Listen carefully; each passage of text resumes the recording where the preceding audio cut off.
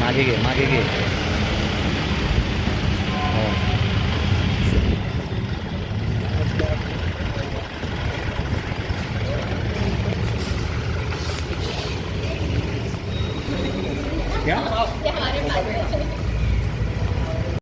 आज TT मधला ज्याने आत्मसमर्पण केलं होतं सोनू, त्या सोनूला आजपर्यंत मेहरबान न्यायालयाने पोलीस कस्टडी दिली होती.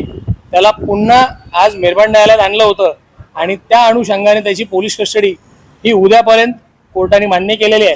कारण याच्यामध्ये याच्यापूर्वी जे आरोपी आणले होते रुजावत घालण्यासाठी जवळजवळ 14 आरोपी, ते आणि हा असे 15 आरोपी मिळून उद्या त्यांना मेहरबान न्यायालयाने PC दिलेले आहे आणि त्यांना उद्या मेहरबान न्यायालयात आणतील. त्याच्यानंतर जो काही पुढचा निर्णय आहे तो उद्या ठरेल.